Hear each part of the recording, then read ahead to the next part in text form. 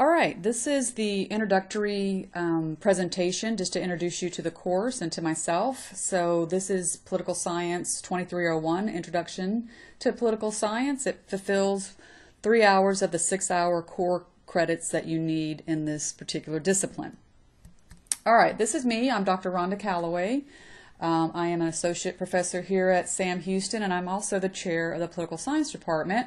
So if you have issues or concerns about your courses in political science or need guidance about your plans, just let me know and come by and see me. The picture of me on the left, that was taken a few years back, and that is the picture you'll find on the SHSU Political Science website.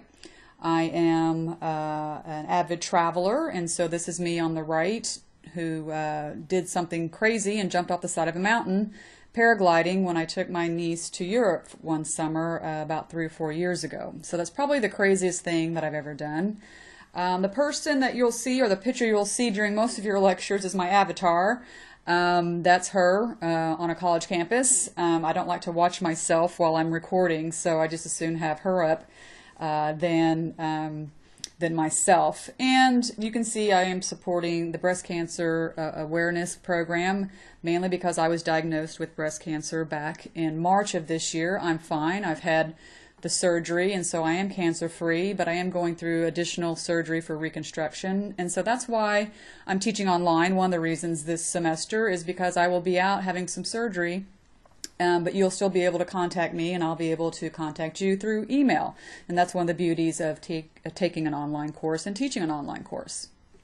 All right, I want to say a few things about the course, the textbook, and what the requirements are. So I'm kind of going to go out of order, and the next thing I want to say is about the textbook. All right, you're going to be inundated by a variety of textbooks at the bookstore. Several of us teach this course, and some of us have opted for a different textbook. So what you're going to need is We the People.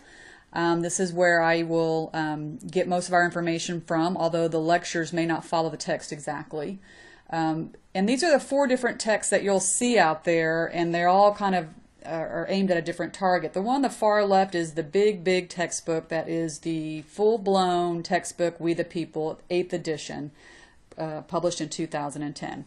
That's going to be pretty expensive, and I would not recommend getting that one, but if you can get it discounted or you inherit one, then that's fine. You can also go with the 7th edition. So if you have the 7th edition, it was published in 2008, you're probably going to be fine. The only thing that really changes in the 2010 is just some updated information about the last election. The green book is the shorter version of the blue book, so it's going to be a little less expensive. And again, if you have access to that because it's cheaper, you can buy it online, or someone took a course and they have it, then that would work. I would advise against the Texas edition. It's going to be much longer and much more expensive. We are going to use an online textbook for the Texas portion that's free, and I'll speak about that in a minute. And then the one that I'd recommend if you can get is the smaller, the Essentials edition, and that's the yellow one on the far right. It's going to be cheaper. If you can find the 7th edition, that works just as well.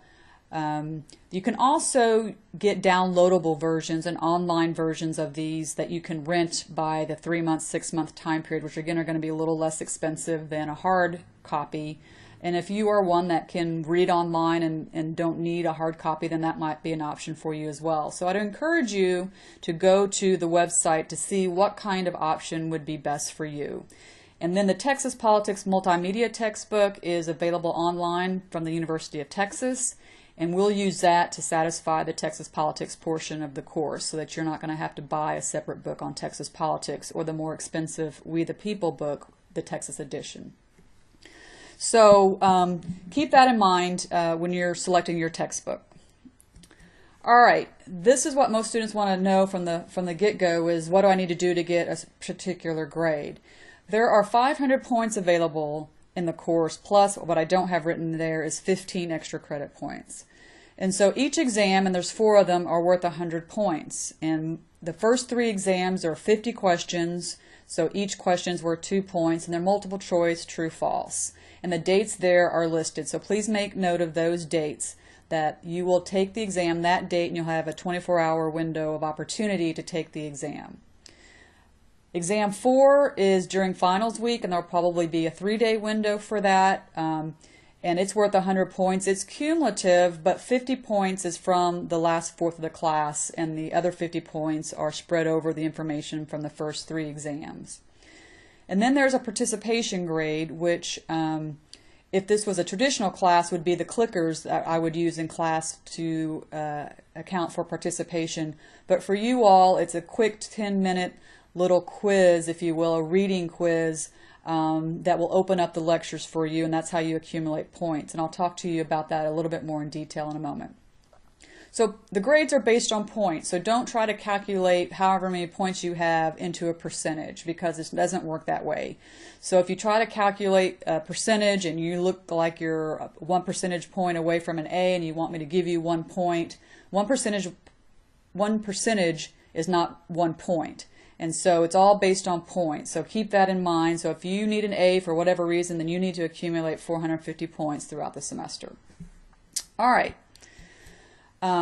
Let's take a tour of the course. And so I want to show you what all the things you're looking at on the online course. So if you're reading this, you've at least gotten onto the course through SHSU Online. So let's take a look at the course. All right, I've logged in as a student, and I have 3 sections of POLS 2301, so I just logged in as a student in section 12. If you're in section 13 or 14, this is the same exact course that's been replicated, so all the information is the same throughout courses. All right, so you logged on the first time and came to this screen where there's some information, and you went over here to week 1 and went into presentation number 1. I'm taping this on the 17th, so this particular picture came up that said the course wasn't available to you, but it is now, so that's how you got to this point. If you click on the syllabus, this is where you'll find a whole bunch of information about the course, and so you can also, I've provided a PDF for you, so if you click on the PDF, then you will have been able to print out your syllabus, a hard copy. Okay. If you go to the course schedule, this is going to be basically providing you a timetable of what we're going to do. So the first fourth of the course, this week we'll talk just about the introductory material. It's next week you'll be able to access the information that deals with Introduction to Politics, Government and Culture, which covers Chapter 1. And then we'll talk about the founding and the Constitution the next week. And then in the 4th week of class, from February 6th through the 10th, we'll talk about federalism, and then your first exam will be Monday, February 13th. And the exam will be available for you for 24 hours. And then the semester goes on like that. So you can see what we're going to cover each week.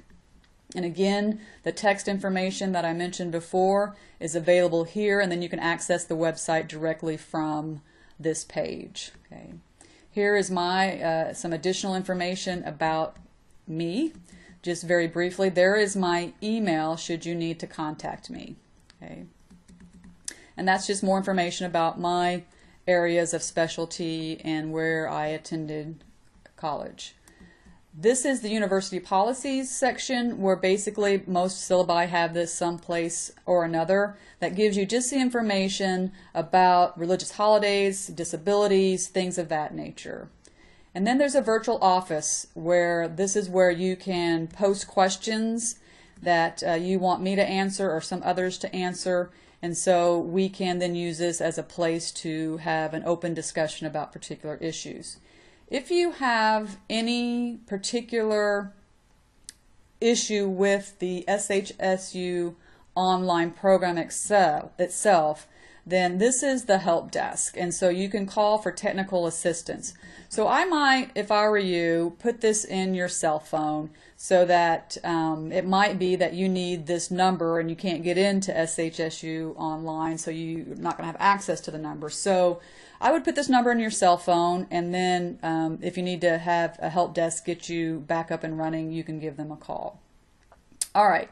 And so then you go into week 1, week 2, so forth and so on. If you're logged in and you go to week 2, you're going to notice that you can't access that until week 2 actually starts. Okay, So keep in mind that I want you to visit this weekly, and you don't want to get ahead, but you certainly don't want to get behind. And so each one of these weeks will not be available to you until that week actually occurs.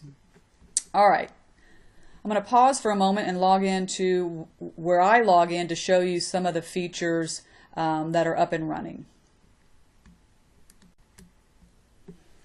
All right, this is the professor's version of what you see. So I can have a course view, and then I can have the author view. And this is how I make changes or adjustments or put in the content for your course. And so this is what you are looking at when you first logged into week 1.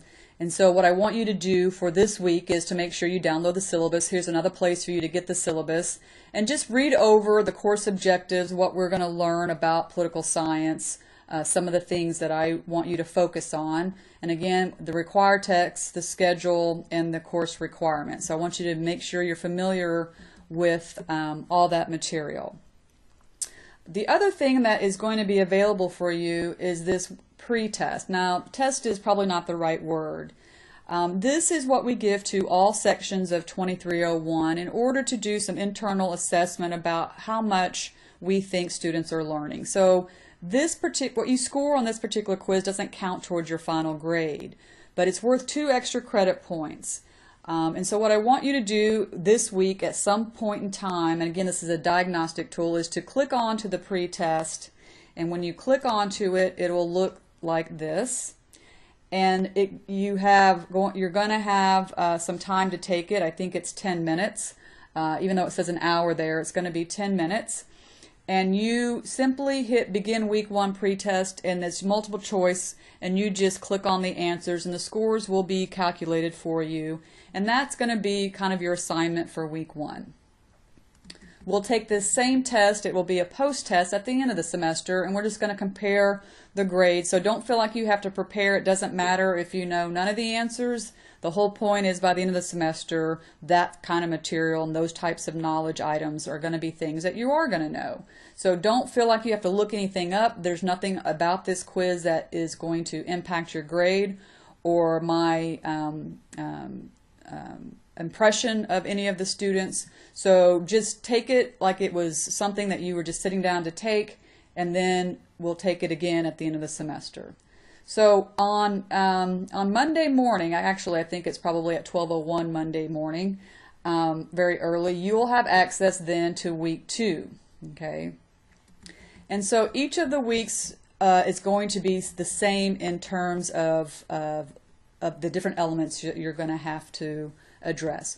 So when you click onto the bolded area, it's going to bring you to this kind of, let's call this an index or a table of contents for that week. So again, these are the things that you want to complete between January 23rd and January 27th, but the reality is it's going to be available through the weekend, so through the 29th. And so what you want to do is you want to click on to the reading questions and key terms, and you're going to briefly read over chapter 1 in your textbook using the reading questions and key terms as a guide. So this isn't where you're going to read in depth. I want you to look through the chapter, briefly read over, and these are the questions that you should be able then to take the quiz on. So the purpose is to familiarize yourself with the major concepts in the chapter. What are we going to get ready to cover? And then what you're going to do is hit the reading quiz. And you have to take the reading quiz to unlock the lectures. So the points scored on the quiz will go toward your class participation grade. Now, it might be that you decide, I don't have time to take that quiz, I just want to open the lecture. And you can do that, but you have to visit the quiz. You have to visit the quiz within this week time, and you can see that it access dates, if you look at here, the access dates is January 22nd through January 29th.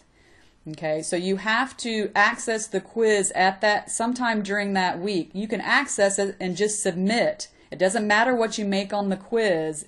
Submitting the quiz opens up the presentation.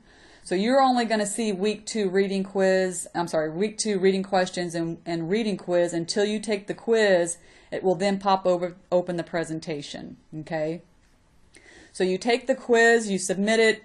If you get to a point during one of the weeks where you're like, as I said, I don't want to take the quiz, I just want to open the lecture, you can do that, but keep in mind you can't go back and take the quiz for the points, and you need to accumulate 100 points for participation. Once you've taken the quiz, the presentation will open, And basically this is what the presentations will look like. For each one of the presentations, what will happen is that I will give you what you're getting ready to see in the lecture in forms of a PDF. So if you want to, you can print out the PDF so that you can follow along the lecture as I give it to you. And I've broken up these lectures, usually less than 30 minutes, somewhere between 20 and 30 minutes, sometimes even shorter. You can stop the lectures at any time, you can come back, you can rewind, but the point is you can't access these presentations until you take the reading quiz. So again, it just takes a matter of submission.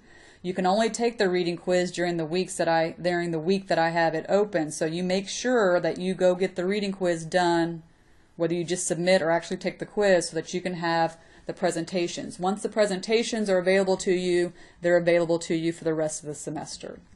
All right, so this particular lecture, once you get to this in week 2, is broken into part 1 and part 2. So part 1 is 26 minutes, and that's the lecture PDFs that accompany it. And then lecture 2 is going to be 26 minutes, and then that's the lecture notes that you can pop open. Now, you can open this in full screen. I would suggest opening in full screen first and then hitting the start button. Otherwise, if you hit the start button first and then hit open in full screen, it's going to open it again in full screen and start over. So you'll have 2 programs running at the same time, and you don't want that. All right, then you go into week 3, and if you open up week 3, your program right now just has the reading questions and the reading quiz. So you take the quiz, it opens up the presentation for week 3, and you can see that this we start having a little bit more information. So I start breaking down the presentations into more than like 2 parts. So part 1A and part 1B. Okay. All right, so here you have part 1 and 1B, and then lecture 2. Part 2 is 28 minutes. So each of these, it's going to work this way in every single week. Okay, so that's what the course is going to look like for you. All of these things that you take in terms of the in terms of the different quizzes are going to be available for you to look into at the grade book and see how many points you have. So the grade book is up here. So you'll be using the grade book. Here's how you might email. Most of these other types of information up here, these different icons, we probably won't be using. Different classes use different elements in here, but these are the ones you're going to be more familiar with, the gradebook and the email. Then when you come to the exam number 1 on February 13th, it says you need to click on exam 1. You'll have 24 hours to take it. You'll have 50 minutes, and there's no makeups. So if you don't take exam 1 on February 13th, what I do is allow the exam, the final exam, to count twice. So if you miss exam 1, there's no taking the exam 1 on February 14th. You'll just have to wait till the final and have your final grade count more than 1 time. Okay. And again, there's a 50-minute time limit.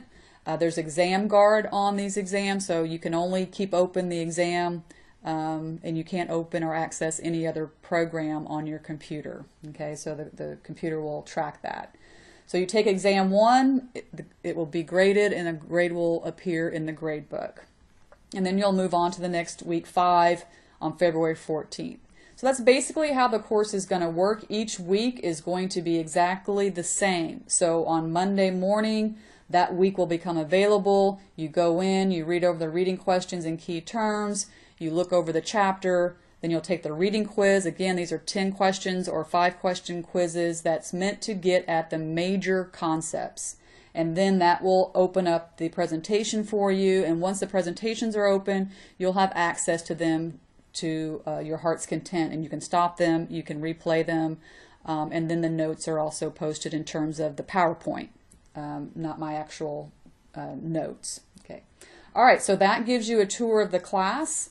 If you have any questions or concerns, please do not hesitate to email me or call me or use the virtual office. Okay, so if this is your first time taking an online course, I hope it goes smoothly, but please don't wait until at the end of the second week to tell me you're having difficulty with the program. So I want you to make sure you log in this week, take the presentation, and then begin Monday morning looking at week 2 in American political culture. All right, until I talk to you next week, have a great first week of class, and I'll see you on Monday.